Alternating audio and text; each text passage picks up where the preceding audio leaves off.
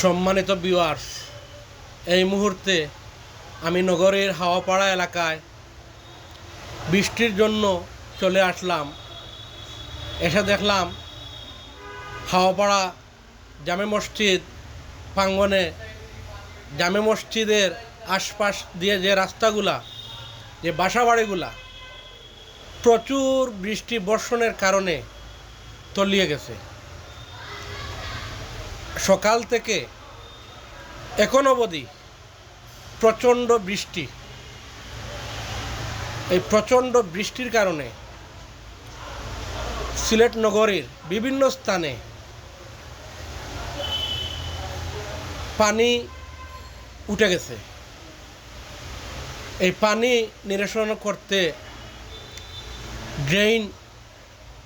ড্রেনের মুখ বা ড্রেনের রাস্তা যে দিকগুলায় আছে এগুলার মুখ ক্লিয়ার করে দিতে হবে। কারণ সিলেট নগরীর হাওয়াপাড়া সহ বিভিন্ন এলাকায় বৃষ্টির পানির জন্য সবাই ভোগান্তিতে আছে। তাই আমরা সবাই পানি নিরসন কাজে নিয়োজিত হই। ড্রেনগুলা আমরা সবাই মিলে ড্রেনের মুখাগুলা পরিষ্কার করে দিলে সবার জন্য উপকার হবে। হাওয়াপাড়া মসজিদের সামনে একটা ছোটো হোটেল আছে। হোটেলের ভিতরের অবস্থা দেখতেছেন। হোটেলের ভিতর থেকে শুরু করে আশপাশ দিয়ে যে রাস্তাগুলা গেছে প্রায় হাঁটুর উপরে পানি, কোমরের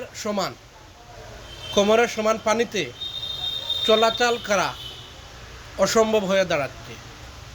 আপনারা সবাই এগিয়ে আসুন, চলাচলের উপযোগী করে তুলি আমরা রাস্তাঘাটগুলা। এই পানির কারণে প্রচণ্ড কষ্ট হচ্ছে। কারণ বৃষ্টি আজকে বিগত 3 দিন থেকে প্রচণ্ড বৃষ্টি হচ্ছে সারা বাংলাদেশে। উত্তর উপকূলীয় এলাকায়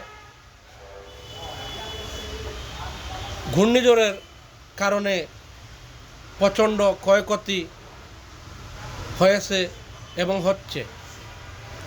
এই ঘূর্ণিঝড়ের কারণে সারা বাংলাদেশে বৃষ্টির পানি জমে অনেক ধরনের সমস্যা দেখা দিতেছে। এই যে হাওয়াপাড়া জামে মসজিদের সামন দেখতেছেন, একজন পথচারী ভাই হেঁটে হেঁটে যাচ্ছে, উরাত সমান পানি। কারণ পর্যাপ্ত পানি টানতেছে না ড্রেনের মাধ্যমে। পানিগুলা যদি পর্যাপ্ত না টানে তাহলে এত সহজে ড্রেনের পানি যাবে না। তাই আমরা সবাই যুক্ত হয়ে পানি নিরসনের কাজ করতে চাই। এই দেখেন, রিকশার প্রায় চাকাটা পানির নিচে তলিয়ে যাচ্ছে। রিকশাগুলা টানতে পারতেছে না। এদিকে একটা সিএনজি, একটা মাইক্রো, একটা কার আসতে পারবে না।